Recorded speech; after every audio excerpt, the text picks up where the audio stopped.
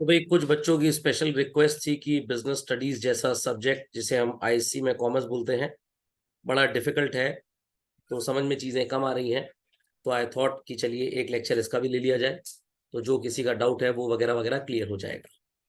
तो सब लोग अपनी अपनी एक कॉपी ओपन कर लें या कुछ कंटेंट ओपन कर लें जहाँ पे ये कॉम्पोजिशन लिख लें लोग। और इस कॉम्पोजिशन को स्टार्ट करने से पहले मैं एक छोटी सी स्टोरी सब बच्चों को सुनाऊंगा, जिससे समझ में आएगा बच्चों को कि एक्चुअली ये जो हमारा बिजनेस मैनेजमेंट होता है, जो बिजनेस एक्टिविटीज होती हैं, ये कैसे प्रोपेल अप होती हैं चिल्ड्रन। तो आपको स्क्रीन पे एक स्टोरी नजर आ रही होगी। The story is law of business expansion. किसी जमाने में एक स्टूडेंट हुआ करता था जिसका नाम था मिस्टर संकट। 24 साल इसकी उम्र थी और ये एक बहुत ही बढ़िया एमबीए कॉलेज से अपनी पढ़ाई कंप्लीट करने के बाद, ढेर सारे ऑल्टरनेटिव तलाशने के बाद, अपने ग्रैंड पेरेंट से, नाना नानी जी या दादा दादी जी से 25 लाख रुपए उपहार के रूप में पा गए and started a business of buying and selling woollen garments. Woollen garments जानते होंगे लोग, स्वेटर वगैरह। और ये एक ऐसा बिजनेस था जहां पे सारे राइट्स इनके पास होंगे, डिसीजन मेकिंग इनके पास होगी। He will be the only person to share all profits and bear all losses. One man show. This type of business is known as sole proprietorship, जहां पे सोल शब्द का मतलब जूते का सोल नहीं होता है, इट इज सिंगल। और प्रोप्राइटरशिप वर्ड का मतलब होता है बच्चों ओनरशिप एक्चुअली में। 7-8 साल बिजनेस किया, बहुत अच्छा नेम फेम हो गया मार्केट में, और सोचा इन्होंने कि क्यों ना हम इस बिजनेस को और एक्सपैंड करें। और बिजनेस को जब एक्सपैंड करने की बात आई तो थोड़ी सी समस्याएं आ गई इनके साथ। क्या समस्याएं आ गई कि भाई पैसा कहां से आएगा और मैनेज करने के लिए हैंड्स कहां से मिलेंगे। तो इसने अपने मित्र मोचन को पकड़ लिया। सर ये मोचन कैसा नाम है, इसको वरदान था भगवान का और मेरा कि इसको कभी मोच नहीं आएगी, तो इसका नाम मोचन था। इसने फ्रेंड से आइडिया डिस्कस किया और बोला कि भाई मेरा 25 लाख लगा है बिजनेस में, तुम भी 25 लाख लगा दो, और दोनों जो प्रॉफिट शेयर करेंगे लगभग बराबर से ही शेयर करेंगे, दोनों के राइट्स बराबर होंगे, दोनों लोग बिजनेस कर पाएंगे वगैरह वगैरह। तो दिस टाइप ऑफ बिजनेस जहां पे मिनिमम 2 लोग हों बच्चों is known as partnership. But in दोनों बिजनेसेस में एक प्रॉब्लम आने लग गई। प्रॉब्लम ये थी कि भाई कंट्रीब्यूशन लिमिटेड 2 4 5 10 लोगों का ही हो सकता है, सोल प्रोपराइटर में तो एक का ही हो सकता है। तो और कंट्रीब्यूशन कल को चाहिए तो क्या करना पड़ेगा, तो ये प्रॉब्लम आ गई। तो इन्होंने सोचा कि इसको फर्दर एक्सपैंड किया जाए। दूसरी प्रॉब्लम, अगर बिजनेस में काफी भयंकर लॉस हो गया, चूना लग गया, तो इनकी घर की जायदाद भी बिक जाएगी। आई रिपीट, इनके घर की जायदाद भी बिक जाएगी। इसे हम सो कॉल्ड बिजनेस की भाषा में बोलते हैं अनलिमिटेड लाइबिलिटी। मतलब आपको अपनी पर्सनल एसेट्स भी बेचनी पड़ेंगी अगर कल को लॉस हो जाता है तो।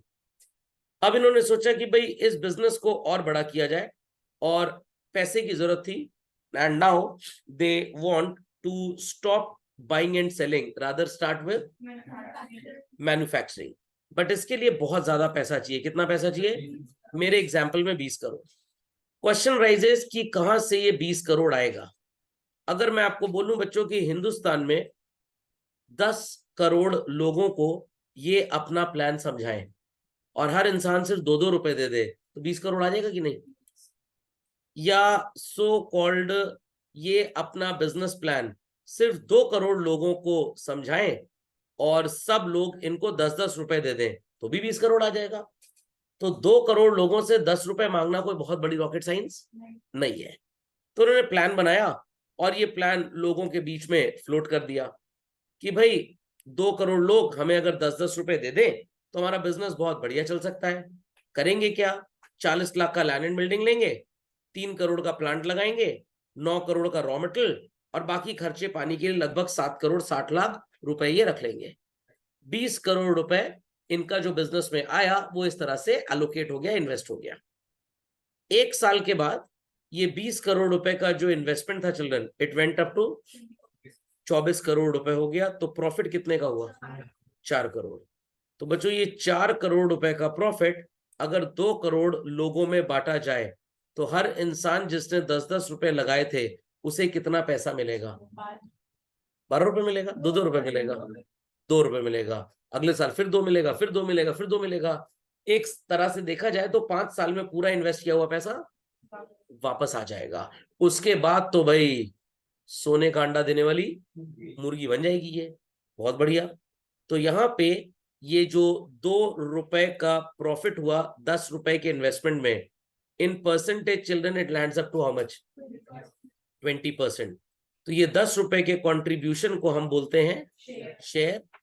2 रुपए जो प्रॉफिट में डिवाइड करके मिला, इट इज डिविडेंड। इन लोगों को बोलते हैं शेयर होल्डर या ओनर। इस पूरे पैसे को एक पर्सन ने नहीं लगाया, ढेर सारे लोगों ने लगाया है, तो कैपिटल शेयर हुई है। आई रिपीट, कैपिटल शेयर हुई है, तो इसे बोलते हैं शेयर कैपिटल। व्हाट? और इस तरह के बिजनेस को बोलते हैं बच्चों joint stock company, and it is regulated by huge governmental laws, जिसमें जॉइंट शब्द का मतलब होता है contribution for common purpose, stock शब्द का मतलब होता है शेयर, और कंपनी का मतलब होता है ग्रो। तो इन लोगों ने अपनी कंपनी का नाम क्या रख दिया? संकट मोचन लिमिटेड। समझ में आई बात कि नहीं? अब कुछ बच्चे ये भी सोच रहे होंगे, सर इसका मतलब कंपनी सेटअप करने से पहले पार्टनरशिप और उससे पहले सोल प्रोप्राइटरशिप होना चाहिए। ये जरूरी नहीं है। ये तो भाई बिजनेस जब बड़ा होता है तो लगभग मैक्सिमम बिजनेस ऐसे ही चलते हैं, बट आप डायरेक्टली भी चाहें तो company form of business setup कर सकते हैं। इतनी बात समझ में आ गई? तो ये बच्चों था एक rough overview, what is sole proprietorship, what is partnership and what is a joint stock company. अब कंपनी की अगर बात करें तो इसके भी मल्टीपल टाइप्स होते हैं बच्चों, और मल्टीपल टाइप्स में मैं 2 रीजंस पे आपको ये चीजें बताऊंगा बेस्ड ऑन ऑपरेशनल कैपेसिटी। तो यहाँ पे एक होती है बच्चों प्राइवेट कंपनी और एक होती है पब्लिक। उसके अलावा स्टैट्यूटरी, गवर्नमेंट, फॉरेन, ढेर सारा नाटक आपको मिलेगा, परेशान बिल्कुल मत होइए। मिनिमम 2 लोग हो, मैक्सिमम 50, दोस्त यार से पैसा लपेट लें, it's a private limited company. Limited शब्द का मतलब होता है कि जिस पर्सन ने जितना पैसा कंट्रीब्यूट किया है, अगर कल को लॉस हो जाता है तो उसका सिर्फ उतना ही पैसा जाएगा और ज्यादा कुछ नुकसान नहीं होगा। बट अगर हम मिनिमम 7 लोग हों और मैक्सिमम इनफाइनाइट कितने भी हो सकते हैं, then it is a public limited company. It is a public limited company. Got it clear? इसके अलावा जो शब्द लोगों को परेशान करता है, that is private sector and public sector. तो रिलायंस की अगर हम लोग बात करें बच्चों, तो it's a private sector but है पब्लिक कंपनी, क्योंकि पब्लिक का पैसा लगा हुआ है। भारत संचार निगम लिमिटेड, या भूल से ना लेना बीएसएनएल, तो इसे आप बोलेंगे पब्लिक सेक्टर की पब्लिक कंपनी। तो हर वो कंपनी जिसमें कॉमन मैन पैसा लगा सकता है, it's a public company. If it is managed by governmental so called officers, और it is managed by anybody among the public जिसके पास उतनी अकल हो, what it clear, then it is a public sector public company. But Reliance, Tata, Wipro, तो कुछ particular लोग ही हैं जो हमेशा इसको मैनेज करते चले आ रहे हैं, और यही लोग मैनेज करेंगे, उन्हीं के परिवार के लोग ही मैनेज करेंगे। तो है तो पब्लिक कंपनी, बट सेक्टर क्या होगा? प्राइवेट। तो लोगों को सेक्टर में और कंपनी में डिफरेंस समझ में आ गया? आपने आईआरसीटीसी का नाम सुना होगा बच्चों, Indian railway catering and tourism corporation limited. किसी जमाने में ये मिनिस्ट्री ऑफ रेलवेज के अंडर में चलती थी। जो रेलवे मिनिस्टर थे वही इसके कंट्रोलर थे बेसिकली, उन्हीं के हिसाब से एम्प्लॉयमेंट वगैरह, रिसोर्स एलोकेशन सब चलता था। बट देयर आफ्टर सरकार ने अपने पैसे निकाले और आपके और हमारे पैसे इसमें लगवा दिए। तो एज ऑफ टुडे बच्चों, IRCTC is a public sector company and it is a public company. Public sector and public company. समझ में आ गया? तो आपने नाम सुना सोनी इंडिया प्राइवेट लिमिटेड, तो यहाँ पे पब्लिक का पैसा नहीं लगा, सोनी वालों ने अपना पैसा लगा के इंडिया में सेटअप कर दिया, म्यूजिक सिस्टम, टीवी वगैरह वगैरह ये बेचते हैं। तो it is a private company and belonging to private sector. तो प्राइवेट कंपनी हमेशा प्राइवेट सेक्टर की होगी, बट पब्लिक कंपनी जो है बच्चों, वो पब्लिक सेक्टर की भी हो सकती है और प्राइवेट सेक्टर की भी हो सकती है। समझ में आ गया? ये पहला कंफ्यूजन क्लियर हो गया? तो इसके लिए आपको 2 ब्रह्मास्त्र देता हूं। कंपनी के नाम के एंड में अगर प्राइवेट लिमिटेड शब्द चिपका है तो इट्स अ प्राइवेट कंपनी और प्राइवेट सेक्टर की ही होगी। अगर सिर्फ लिमिटेड वर्ड है, प्राइवेट वर्ड नहीं है, तो फिर ये है तो public company for sure, but private sector की भी हो सकती है as well as public sector की भी हो सकती है। ये जानने के लिए थोड़ा और उसके बारे में जानना पड़ेगा। दूसरा ब्रह्मास्त्र, जिस कंपनी का बाजार में शेयर खरीदा बेचा जाए, इट्स अ पब्लिक कंपनी, और जिसका शेयर खरीदा बेचा ना जाए, प्राइवेट कंपनी। बट ये 100% ट्रू नहीं होता। मान लीजिए पब्लिक कंपनी है BSNL, समझ में आ गया, बट जरूरी नहीं कि उसका शेयर बाजार में बिके, हो सकता है सरकार ने अपना ही पूरा पैसा लगाया हो, बट जनरली पब्लिक कंपनीज के शेयर बाजार में आते हैं। समझ में आ गई कहानी? पक्का? तो ये कंपनी सेटअप करने के लिए प्राइवेट पब्लिक तो आपको समझ में आ गया। अगला एग्जांपल है गवर्नमेंट। सर इसमें और पब्लिक कंपनी में क्या फर्क होता है? अगर 50% पैसा या उससे ज्यादा सेंट्रल या स्टेट गवर्नमेंट ने लगाया है तो आप उसे पब्लिक कंपनी से भी एक और बड़ा नाम देते हैं। What is that? Government company. और कुछ बच्चे कहेंगे सर मैकडॉनल्ड फॉरेन कंपनी है। इंडिया में एक भी फॉरेन कंपनी नहीं है, जो आपको नजर आती हैं दे ऑल आर मल्टीनेशनल्स। क्यों सर फॉरेन कंपनी नहीं है? इंडिया में पहली और आखिरी फॉरेन कंपनी जो थी बच्चों, that was east India company. आए थे टी और इंडिगो के ट्रेडर्स बनके और देश को रूल कर बैठे। तो जब भारत सरकार को अकल आई 1947 में, उन्होंने किसी भी फॉरेन कंपनी को इंडिया में बिजनेस करने की परमिशन दी नहीं। जो भी आए उनसे बोला या तो किसी इंडियन कंपनी के साथ कोलैबोरेट हो जाइए या तो एक इंडिया में कंपनी सेटअप करिए, which is regulated as of today under Indian companies act 2013। पुराना कानून 1956 का था। Got it? तो अगर आप बोले McDonald is a franchise in India, Pizza Hut is a franchise in India, Yum Foods International Private Limited एक कंपनी है, मुंबई के लोग हैं लोग, उन्होंने डोमिनोज कह रहा हूं, मैकडॉनल्ड वगैरह का फ्रेंचाइज इंडिया में लिया हुआ है। लॉजिक समझ में आ गया?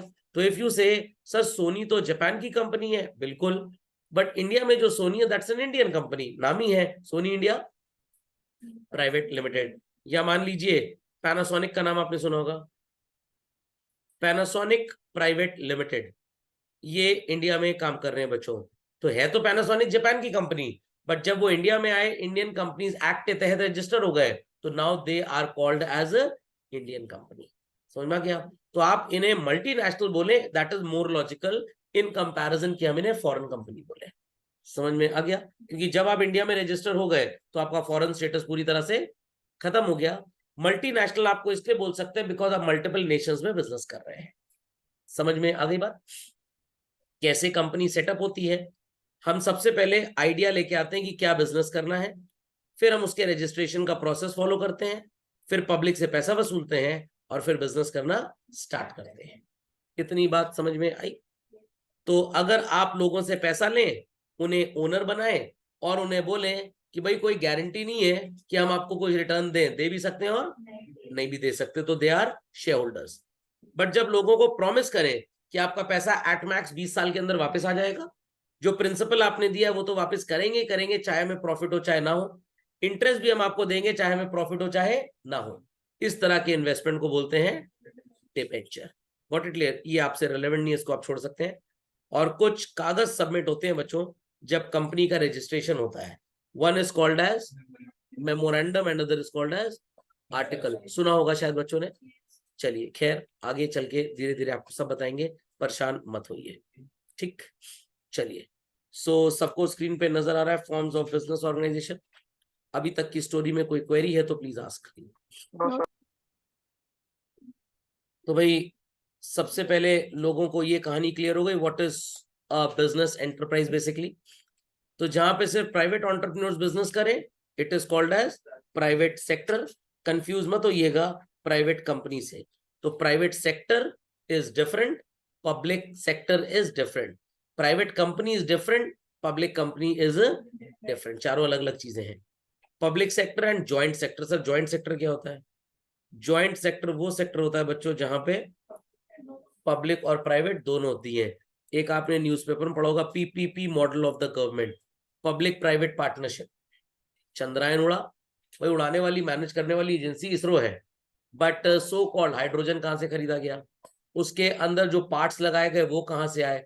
उन्होंने कुछ इन हाउस बनाए और कुछ बने बनाए खरीद लिए। मानिए नोकिया वालों से खरीद लिया, सिमेंस वालों से खरीद लिया, मोटरोला वालों से कोई सेंसर खरीद लिया, किसी जापान की कोई कंपनी थी उससे कोई सेंसर खरीद लिया, कैमरे कैनन और सोनी वालों से खरीद लिए। तो it is public private partnership. Okay, तो प्राइवेट सेक्टर एंटरप्राइज समझ में आ गया। अब ध्यान से सुनिएगा, प्राइवेट सेक्टर एंटरप्राइज का मेन मोटिव क्या होता है बच्चों? प्रॉफिट अर्न करना। तो रिलायंस इंडिया लिमिटेड या टाटा कंपनी या बिरला या Wipro, they all are public limited companies. Public limited क्यों बोलते हैं? क्योंकि पैसा पब्लिक का लगा है। और जितना पब्लिक ने पैसा लगाया उससे ज्यादा उनका नुकसान नहीं होगा अगर कंपनी एकदम सो कॉल्ड निस्तो नाबूद हो जाए, तब भी घर की प्रॉपर्टी बेचने की नौबत नहीं आएगी। पब्लिक सेक्टर, इनका मेन मोटिव सर्विसेज होता है और ज्यादातर ये गवर्नमेंट कंट्रोल्ड होती है बच्चों। Steel authority of India limited, gas authority of India limited, life insurance corporation. अब ध्यान से सुनिएगा मेरी बात। किसी जमाने में LIC was a pure private government company चल रही, प्योर गवर्नमेंट। फिर गवर्नमेंट को लगा धंधा पानी बढ़िया चल नहीं रहा है, पब्लिक को बेचो और अपना निकल लो।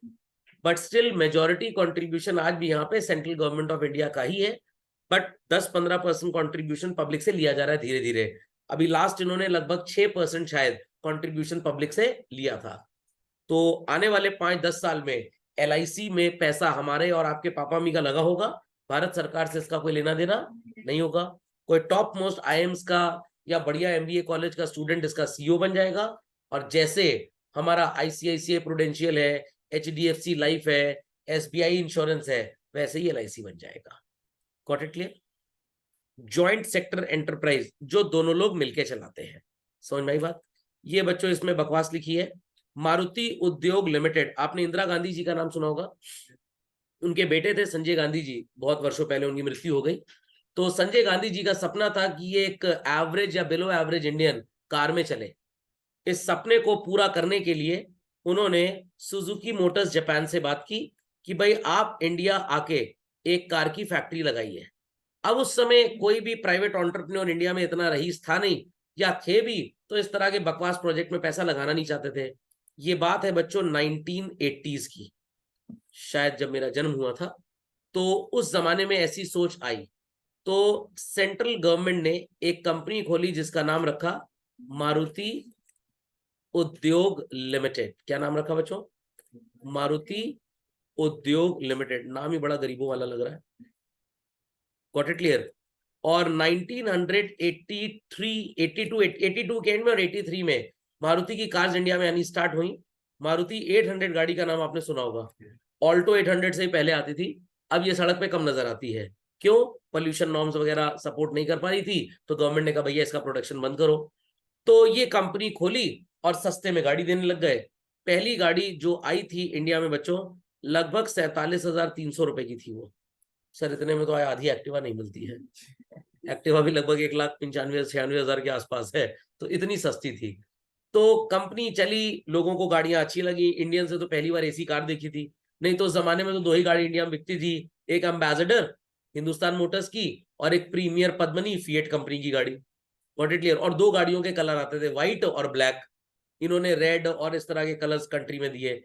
गियर फ्लोर पे लगने लग गया, तो भाई लोगों को लगा कुछ अलग है। सोफा सीट की जगह आगे 2 अलग अलग सीट्स मिली लोगों को। तो उस समय जो गाड़ियां आती थी वो पूरी जापान से बन के आती थी, उसको CBU बोलते थे, कंप्लीटली बिल्ट यूनिट, पूरी गाड़ी। आज भी आपको ये गाड़ियां शहर में नजर आएंगी, 1-2 हर शहर में मिल जाती हैं।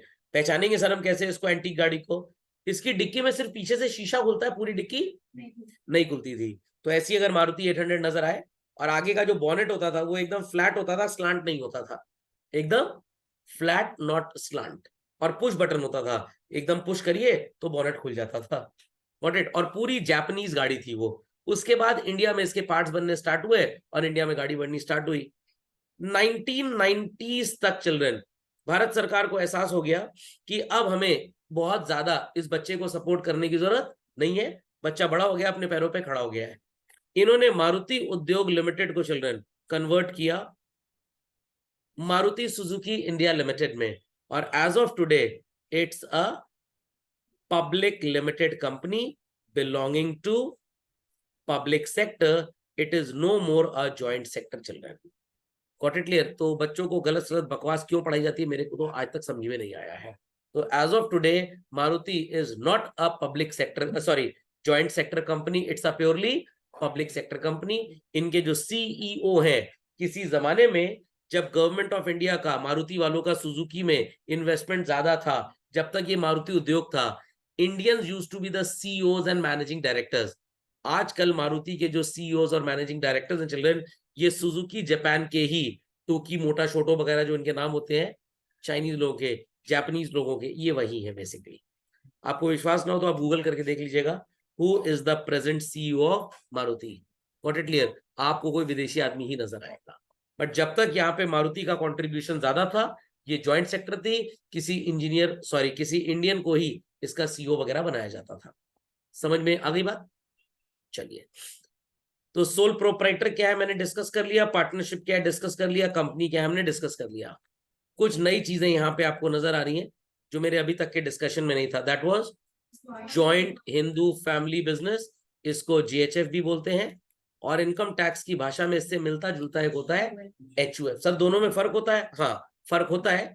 जैसे मैं आपको बताऊं कि इंडियन रेजिडेंट में बच्चों और इंडियन सिटीजन में फर्क होता है। इनकम टैक्स का कानून हिंदुस्तान में हर इंसान को किस नजर से देखता है? सर चोर की नजर से देखता है, रेजिडेंट की नजर से।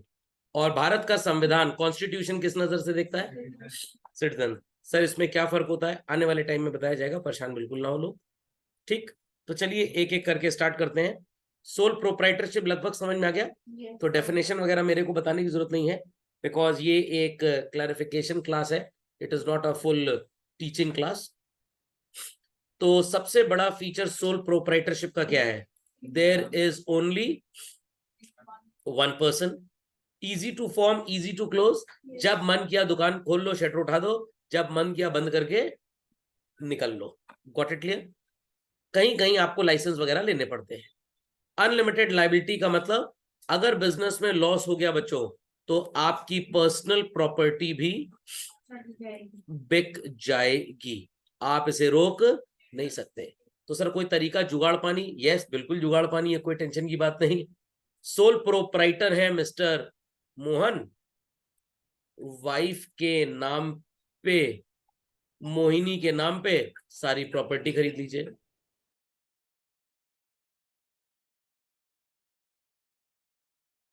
ये बात समझ में आ गई? तो मोहिनी जी के नाम पे आप प्रॉपर्टी खरीद दीजिए, इसलिए कोई टेंशन नहीं होगी। अगर लॉस होता भी है तो मोहन के नाम पे कोई घर की प्रॉपर्टी है ही नहीं, सारी प्रॉपर्टी किसके नाम पे है? मोहिनी जी के नाम पे। तो क्या सोल प्रोप्राइटर को कोई लॉस होगा? सर ये किताब में तो कहीं लिखा ही नहीं है। सब कुछ किताब में लिख देंगे तो इस चीज को कौन पूछेगा? समझ में आ गया? अब सर समझ में आया पापा क्यों हर चीज मम्मी के नाम पे खरीदते हैं। Got it clear? और आपको लग रहा था प्रेम व्यवहार है, सच्चाई मैंने उगल दी आज। समझ में आ गया? तो अपने नाम पे बिजनेस सेटअप करिए और स्पाउस के नाम पे प्रॉपर्टी खरीदते जाइए। Logic understood? Logic understood? अच्छा सर मान लीजिए कल को जब बिजनेस में लॉस हो गया, तो कोर्ट में जो हमारे वसूली भाई लोग होंगे वो बोलेंगे इन्होंने चतुराई की, वाइफ के नाम पे सारी प्रॉपर्टी खरीदी ताकि बिजनेस से पैसा ना देना पड़े, घर की प्रॉपर्टी। तो वहां पे एक फर्जी डाइवोर्स फाइल कर दीजिएगा, वाइफ कहिए मैं चलिए अपनी प्रॉपर्टी लेकर, तो कम से कम प्रॉपर्टी बच जाएगी इस दलित तरीके से। इंडिविजुअल रिस्क बेयरिंग, बिजनेस का जो भी रिस्क होता है और जो भी प्रॉफिट होता है वो उसी सिंगल पर्सन की जेब में ही जाता है बच्चों। पूरा कंट्रोल ओनरशिप एक ही पर्सन के पास होगा, अल्टीमेट कंट्रोल उसी के पास है, किसी के साथ उसको डिसीजन वगैरह शेयर करने की जरूरत नहीं है। No separate legal entity, accountancy में पढ़ते हैं ना business entity concept, sole proprietorship में बच्चों ये कॉन्सेप्ट पार्शियली अप्लाई होता है, पूरी तरह से अप्लाई नहीं होता। कैसे नहीं होता? जब आप अपने खर्चे के लिए कुछ पैसा बिजनेस से निकालें तो इसे क्या बोलते हैं? ड्रॉइंग्स। और बिजनेस के लिए अगर स्पेंड करें तो एक्सपेंस। तो आप अलग हैं और बिजनेस अलग है। बट जिस दिन लॉस होगा बच्चों, उस दिन आपकी पर्सनल प्रॉपर्टी भी बिक जाएगी। क्या उस दिन बिजनेस एंटिटी लगा? नो। तो सोल प्रोप्राइटरशिप बिजनेस में पूरी तरह से बिजनेस एंटिटी काम नहीं आता। सर कहां पे आता है? जॉइंट स्टॉक कंपनीज में, रिलायंस में। अगर मुकेश अंबानी जी के एसी में आग लग गई बच्चों, तो मुकेश अंबानी जी के पास अगर पैसा नहीं भी होगा, गॉट इट क्लियर, और उधारी चुकानी है, तो उनका पर्सनल घर नहीं बिकेगा। सर वो जिस घर में रहते हैं हाँ वो बिक जाएगा, क्योंकि वो उनका नहीं है, वो नौकर है रिलायंस के, सीईओ है, डायरेक्टर है, चेयरमैन है। वो जिस घर में रहते हैं वो उनका अपना घर नहीं है, वो एंटीलिया होम्स प्राइवेट लिमिटेड एक कंपनी है, उसके थ्रू बनाया गया है। सर इस कंपनी के पास पैसा कहां से आया? इन्होंने रिलायंस इंडस्ट्रीज लिमिटेड से उधार लिया है। समझ में आई बात कि नहीं आई? सर आज तो हमारे पापा मम्मी की इज्जत हमारी नजरों में बढ़ गई सर, कम से कम अपने घर में तो रह रहे हैं। मुकेश अंबानी के पास तो अपना घर ही नहीं है, तो that house doesn't belongs to Mukesh Ambani, that belongs to Antilia homes private limited करके कंपनी है, जिन्होंने वो घर बनाया, और मुकेश अंबानी जी जैसे रिलायंस के नौकर उसमें रहते हैं। ओके, बट इसके पीछे बहुत बड़ा खेल है, क्या है बताया जाएगा। जा रहा था कार से, होमवर्क कंप्लीट किया नहीं था, स्टूडेंट लाइफ में एक्सीडेंट हो गया, business will come to an end, and these businesses are generally very very very small size. Features समझ में आ गए बच्चों? चलिए, तो इस बिजनेस के फायदे क्या होते हैं? झटपट डिसीजन ले लेते हैं, कोई डिले नहीं है, हम है, बाकी सब चीनी कम है, किसी के साथ हमको अपने बिजनेस के सीक्रेट्स को शेयर नहीं करना, तो इट इज हाईली कॉन्फिडेंशियल। जितना आप ज्यादा मेहनत करेंगे उतना रिटर्न आपको ज्यादा मिलेगा, कम मेहनत करेंगे रिटर्न कम मिलेगा। It is direct incentive. Partnership में ऐसा नहीं होता, 5 पार्टनर्स हैं, 4 गधे की तरह काम किए जा रहे हैं, एक एकदम अपने आप को राजा महाराजा समझा, कभी कभी ऑफिस आता है तो प्रॉफिट तो सब में बटेगा। तो पार्टनरशिप में डायरेक्ट इंसेंटिव नहीं होता। सेंस ऑफ अकम्प्लिशमेंट, आपको पता है कि आप जो भी काम कर रहे हैं अपने लिए कर रहे हैं, तो level of satisfaction is very जैसे जोश इज हाई। आपने फीचर्स में ऑलरेडी पढ़ा है, इजिली आप इसको सेटअप कर सकते हैं और इजिली इसको क्लोज भी कर सकते हैं, एंड भी कर सकते हैं। हाँ सर, डेली सवेरे सेटअप करेंगे, डेली शाम को बंद करेंगे, अरे वो नहीं भैया कि डेली सुबह दुकान लगाई शाम को बंद कर दी, नॉट लाइक दैट। मतलब लीगली जब भी आपको बिजनेस सेटअप करना है आप सेटअप कर सकते हैं, कोई बहुत ज्यादा लीगल हर्डल्स नहीं होते हैं। बट कंपनी में तो दुनिया का नाटक है, पार्टनरशिप में भी थोड़ा कोर्ट कचहरी आपको ज्यादा करना पड़ता है। What are the demerit sir? एक ही पर्सन है तो कोई अरबों खरबों रुपए तो कंट्रीब्यूट कर नहीं पाएगा, इसके बिजनेस की लाइफ इसी की लाइफ पे डिपेंड होती है, और अगर इसके बच्चे वगैरह हैं तो हो सकता है वो कंटिन्यू करें, और कहीं गद्दार निकल गए जॉनी की तरह तो वो जॉनी गद्दार मूवी में चले जाएंगे, वो बिजनेस कंटिन्यू नहीं करेंगे, and business will come to an end. आप अपना ही हाल ले लीजिए, मान लीजिए आपके पापा का लेटेस्ट से 10 करोड़ रुपए का इन्वेस्टमेंट है बिजनेस में, and he is a sole proprietor, और आप पढ़ाई लिखाई करने के बाद सीए बन गए, और उसके बाद आप कनाडा चले गए, कनाडा से मान लीजिए आप मून पे चले गए, वहां पे आपने अपनी कंसल्टेंसी सेटअप कर दी, खोपड़े में बात गई पक्का। अरे बहुत बड़ा बिजनेस है। अभी एक डिज्नी हॉटस्टार पे सीरीज भी आई है, देखिएगा, चंद्रयान 3 के ऊपर। वहां पे कुछ इसरो साइंटिस्ट को लिया गया, and they are telling the business opportunity on moon, $280 billion, 8,000 crore रुपए का एक होता है बिलियन, 280 से इसको मल्टीप्लाई कर दीजिए, 224 करोड़ या 224 lakh crore, somewhat like this. इतना वाटर का बिजनेस है चिल्ड्रन, इतना वाटर मैनेजमेंट। तो जहां पे अर्थ पे सूखा पड़ जाता है वहां से पानी आ सकता है। सर पाइपलाइन बन सकती है, भाई साइंस है, कुछ भी हो सकता है। किसी जमाने में लोग लखनऊ से बेंगलुरु जाते थे 4 दिन में, आज एयरप्लेन से 2 घंटे में। थोड़ा घटिया वाला एयरप्लेन, मतलब बढ़िया वाला अगर कहीं आपने ले लिया, एतिहाद एयरलाइंस वगैरह अगर सर्विस चालू कर दे तो कहीं कहीं 1 सवा घंटे में ना पहुंचा दे। तो हमारा रॉकेट 42 दिन में जाता है मून पे, बट अमेरिका वगैरह तो 4 दिन में भेज देते हैं। और सुपरसोनिक रॉकेट बन जाए तो लेटेस्ट से हो सकता है कि हम 6 घंटे 8 घंटे 10 दिन या 1 दिन में तो मून पे पहुंच ही जाएंगे। समझ में आ गया? हो सकता है आपकी अगली जनरेशन गर्मी की छुट्टी मून पे बनाने जाए, कितना बड़ा बिजनेस सेटअप हो सकता है। तो लोग साइंटिफिक रिसर्च बोल रहे हैं, it is not scientific research, it is business research, it is economics का रिसर्च। पानी है, हीलियम 3 गैस है बेसिकली, गॉट इट क्लियर? समझ में आ गया? हाँ आइस है तो उसको, हाँ पानी यहाँ पे बहुत है, पर नाली में पानी है ना, यहाँ पे जो पानी है वो पीने लायक नहीं है, समुद्र में जो पानी है उसको प्रोसेस करने की कॉस्ट बहुत ज्यादा है। खैर, तो लिमिटेड लाइफ, तो आप चले गए मून में, अब आपके पापा बहुत बूढ़े हो गए, 105 साल उनकी उम्र हो गई, आप भी लगभग 70-72 साल के हो गए हैं। तो अब पापा कह रहे हैं बिजनेस अब हमसे नहीं होता, तो business will come to an end basically, got it? Unlimited liability have already been told to you. Business अगर घाटे में जाता है तो घर की प्रॉपर्टी भी बिक सकती है, बट मैंने आपको टेक्निक बता दी है। आप अगर बिजनेस कर रहे हैं तो प्रॉपर्टी अपने भाई बहनों के नाम पे, मेरे नाम पे खरीद दीजिए। तो अगर बिजनेस बंद होगा तो आपके पास तो लीगली कोई प्रॉपर्टी है नहीं। समझ में आ गया? सर अगर आप बिजनेस कर रहे हैं, हाँ तो वो प्रॉपर्टी चली जाएगी फिर। तो ऐसे के नाम पे प्रॉपर्टी खरीद जिसका कोई बिजनेस ना हो। ओके, क्योंकि एक ही सोल प्रोप्राइटर है तो उसकी स्किल्स भी लिमिटेड ही होंगी, बहुत ज्यादा वो स्पेशलाइज नहीं कर पाएगा। हाँ। नहीं, न्यू बॉर्न बेबी के नाम नहीं कर सकते, क्योंकि मिनिमम प्रॉपर्टी की ओनरशिप के लिए 18 साल चाहिए उम्र। 18 साल उम्र चाहिए, लीगली कॉम्पिटेंट टू कॉन्ट्रैक्ट नहीं होता as per Indian contract act section 10। तो मिनिमम 18 साल, और केयरटेकर के छत्र छाया में अगर कोई माइनर पल रहा है तो प्रॉपर्टी के ट्रांजैक्शन के लिए उसको 21 साल तक का होना जरूरी है। समझ में आ गया? चलिए, as per law of limitations act. तो बच्चों समझ में आ गई बात? तो मनोज एक जनरल मर्चेंट परचून की दुकान खोल के बैठा हुआ है, कोई भी इंटरफेरेंस नहीं और पूरा रिस्क इसी को बेयर करना है। किस तरह का ऑर्गेनाइजेशन है? चलिए, जय श्री राम। कन्फेक्शनरी की दुकान खोल के बैठे हैं, कंटिन्यूस लॉस हो रहा था, सोचा कि बिजनेस बंद कर दें। 4 लाख रुपए क्रेडिटर को देना है। क्यों? क्योंकि उधार में सामान खरीदा है और पैसा इसके पास है नहीं। पर्सनल असेट बिकेंगी, बिक जाएंगी, बट अगर सीता मैया के नाम पे असेट खरीदी होती या उधार लेते टाइम तो असेट अपने नाम पे थी, कुछ दिन बाद सीता मैया के नाम पे ट्रांसफर कर दे। यूपी में अगर रह रहा है तो 5,000 रुपए फीस है गवर्नमेंट की, और आप अपनी प्रॉपर्टी अपने सगे संबंधी को दे सकते हैं। तो अब आप बच जाएंगे लीगल फ्रॉड। समझ में आया कि नहीं? चलिए, HUF children, Hindu undivided family या जॉइंट हिंदू फैमिली बिजनेस, ये होता क्या है, इसका ज्ञान आपको अगले लेक्चर में दिया जाएगा। समझ में आ गया? I hope so. लेक्चर बहुत फास्ट नहीं था, पक्का? हाँ बोलिए। हाँ, आज की सेवाएं बस इतनी ही थी बच्चों।